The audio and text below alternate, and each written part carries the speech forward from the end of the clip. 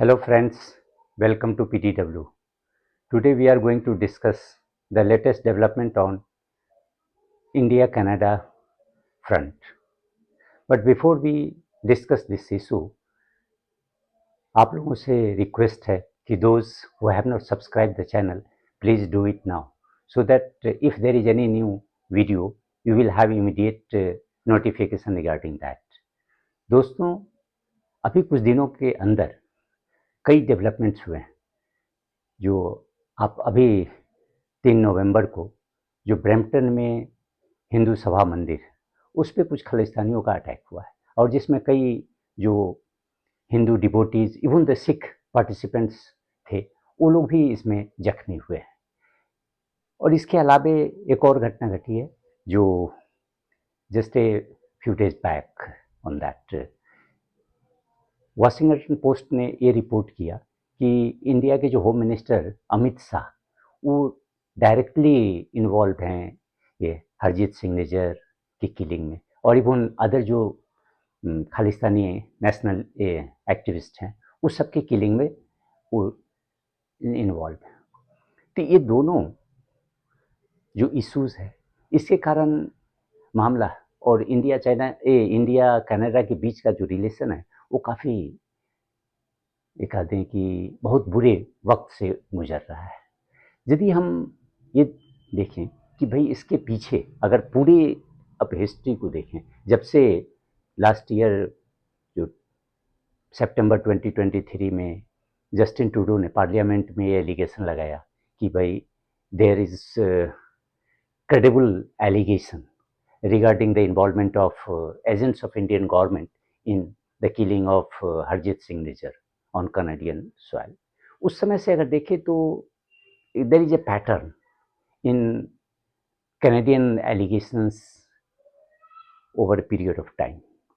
अगर सबसे पहले हम अभी बात करें कि एक जो ब्रैम्पटन में अटैक हुआ है उसके बारे में, तो ये जो अटैक हुआ है इसके कंडेमनेशन हुआ है लेकिन बड़ा ही माइल्ड क्रिटिसिज्म हुआ है। जैसे जस्टिन ट्रूडो ने भी कहा है कि this acts are not acceptable but they have not condemned it in stronger terms. उन लोगों ने उन्होंने ये नहीं कहा कि भाई किसी भी व्यक्ति को लॉ को अपने हैंड्स में लेने की अनुमति नहीं है, आप कोई दूसरे कम्युनिटी के ऊपर वायलेंट एक्टिविटीज़ नहीं कर सकता है, या इन्होंने more or less the same milder language has been used by the opposition leader Pierre Poilievre also. इसके अलावा अगर हम देखें तो कुछ जो इंडियन ओरिजिन के जो कनेडियन एमपी है लाइक चंदन आर्या, उन्होंने कहा कि this Khalistani activist they have crossed the line. और इससे पता चलता है कि ये जो एक्सट्रीमिज्म है वो किस हद तक कनाडा में फैल गया है और कहाँ तक ये जा चुका है। तो ये हम देखें कि भाई ये जो कैनेडियन जो प्राइम मिनिस्टर है या अपोजिशन लीडर है, इन लोगों ने कुछ नहीं कहा। इन लोगों ने ये नहीं कहा कि भाई what are the action that we can take against Khalistanis, और इवन एक्शन की तो बात छोड़ते हैं, इवन इन्होंने खालिस्तानी टर्म के वर्ड को भी इसने यूज नहीं किया। तो इसका मतलब क्या है? इसका मतलब है कि they are still not in a mood to take tough action against this extremists. दूसरी बात अगर देखें तो ये हमेशा जस्टिन ट्रूडो इस बात को, ये जो एक्टिविटीज़ है एंटी इंडिया एक्टिविटीज़, इसको इस बात पर जस्टिफाई करते हैं कि we are a liberal society, here everybody has the right to protest peacefully, even the freedom of speech is there. लेकिन ये नहीं कहते कि भाई राइट टू प्रोटेस्ट है, लेकिन right to protest doesn't mean right to indulgence in violence against any community or right to desecrate the places of worship of other faiths. ये इसका ये मतलब तो नहीं होता है। if there is some violent activity we will have to take action against them, लेकिन ऐसा कुछ नहीं हुआ। इवन सबसे तो बड़ी बात है कि ये जो एक्टिविटी, ये जो वायलेंस हुआ है इस समय, ये उस समय हुआ जब Indian officials they were organizing a consular camp for Sikh as well as Hindu people there, और उस समय ये हुआ। और अगर हम देखें तो इसके जस्ट पहले भी, यानी वीकेंड पे सर्रे और वैंकूवर, वहाँ भी कौंसलर कैंप को डिस्टर्ब करने की कोशिश की। तो इसीलिए जब ब्रैम्पटन में ये ऑर्गेनाइज किया जा रहा था तो उसके पहले पुलिस को भी इन्फॉर्म किया है कि you have to provide adequate security because we are anticipating similar disturbances here. लेकिन पुलिस के तरफ से जो अप्रोच था या पुलिस की जो एटीट्यूड थी वो काफ़ी माइल्ड और even lacklustre. They were not stringent against the disruptionists. तो इससे पता चलता है कि कहीं ना कहीं ये जो खालिस्तानियों हैं और वहाँ की जो गवर्नमेंट मशीनरी है, they are hand in glove. अगर कुछ दिन हम पहले जाएं तो जो वहाँ के इंडियन ओरिजिन की जो पर्सन्स है उन लोगों ने एक प्रोटेस्ट ऑर्गेनाइज किया इन खालिस्तानियों के विरुद्ध। तो उस समय जो वहाँ की पुलिस का एक्शन था और उसका जो रवैया था वो बड़ा ही हार्श था। लेकिन जब खालिस्तानियों की बात आती है, जब वो लोग प्रोटेस्ट करते हैं, वो इंडियन फ्लैग को जलाते हैं, तो उस समय दे आर मोर और लेस लेनियंट टुवर्ड्स देम। अगर इन चीज़ों को देखते हुए ऐसा एकदम लग रहा है कि इंडियन में नहीं, कनाडियन जो गवर्नमेंट है वो knowingly or unknowingly they are encouraging these elements. They are not trying to rein in them. इसके अलावे अगर हम जो सेकंड जो इंसिडेंट हुआ है, सबसे पहले तो वाशिंगटन पोस्ट में ये रिपोर्ट छपती है कि भाई ये जो अमित शाह ने ही ये किलिंग को ऑथराइज किया था। उन्हीं के परमिशन के बाद जो इंडियन ऑफिशियल्स हैं या सिक्योरिटी एजेंसीज के लोग हैं, उन लोगों ने खालिस्तानियों के विरुद्ध एक्शन लिया है। और इस बात को कंफर्म करते हैं कौन? जो वहाँ के जो डिप्टी फॉरेन मिनिस्टर हैं डेविड मॉरिसन और वो नेशनल सिक्योरिटी एडवाइजर नताली द्रुइन, ये दोनों जब वहाँ के पार्लियामेंट के जो standing committee on public safety and intelligence है, उसमें जब अपना ब्रीफिंग दे रहे थे तो उसमें उन्होंने एक्सेप्ट किया कि we had leak this information and it was a part of well thought out strategy against India. तो इससे एक तो क्लियर पता चलता है कि भाई वो इंडिया के अगेंस्ट में एक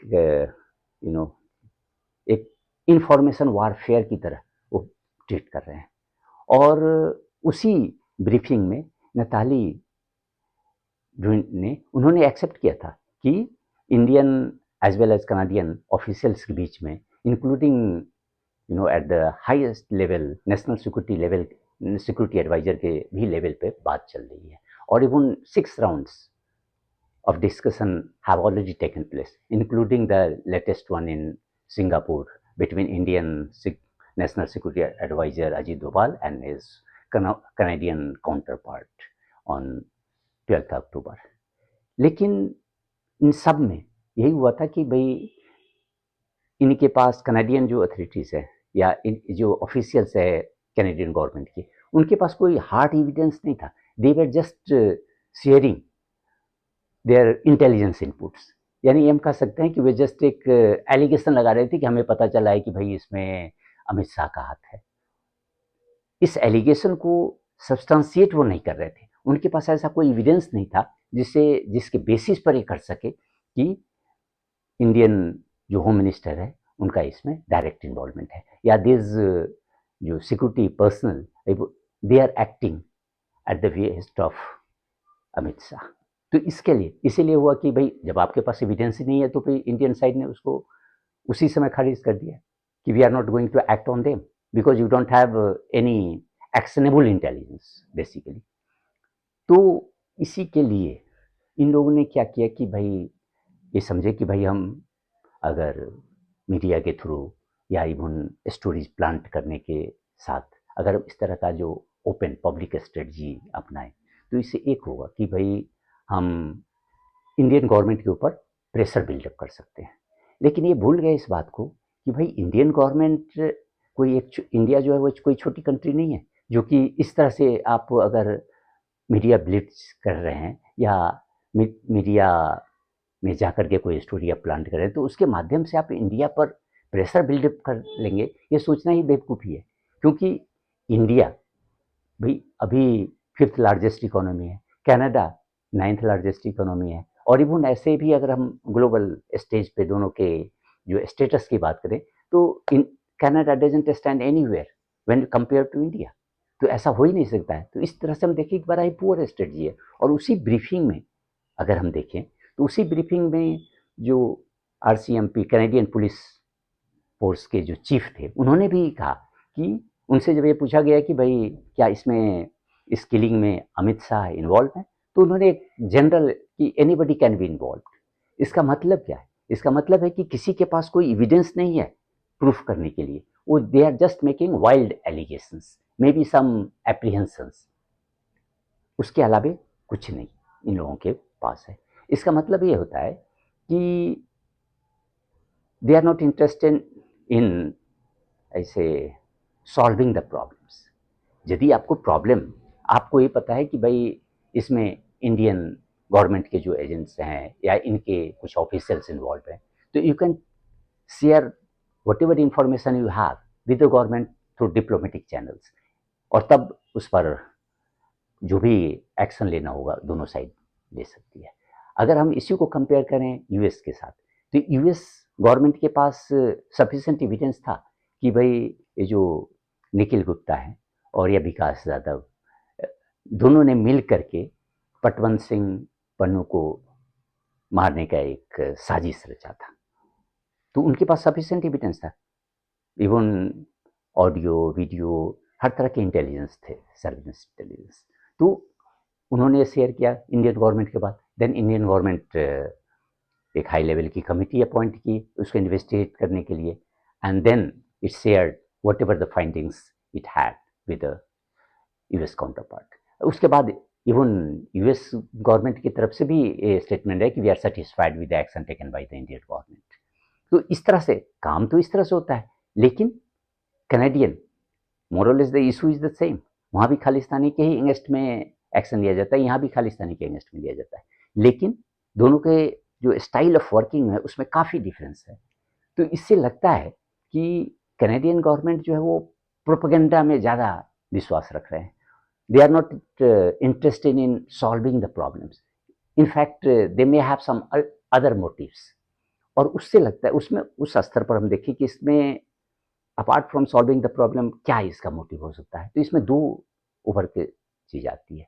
एक तो होता है कि हो सकता है कि Justin Trudeau, prime minister Justin Trudeau, उसका पर्सनल ग्रज है, क्योंकि 2018 में जब यहाँ आए हुए थे तो उस समय उनका विजिट जो है वो एक डिजास्टर की तरह हो गया। कोई भी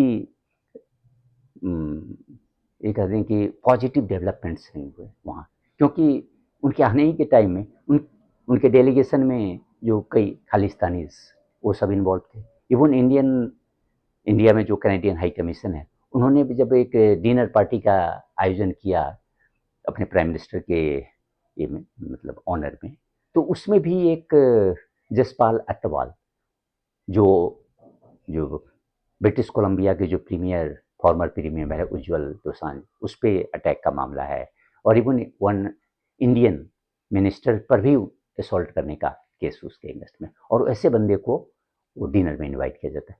यदि ये दूसरी बात है कि वो डिनर फिर बाद में उस बंदे का जो इनविटेशन था वो खत्म कर दिया गया, लेकिन उसके पहले उनका पिक्चर जस्टिन ट्रूडो की वाइफ के साथ इवन अदर जो डेलीगेशन मेंबर्स है उस सबके साथ वो फ्लैश होने लगा।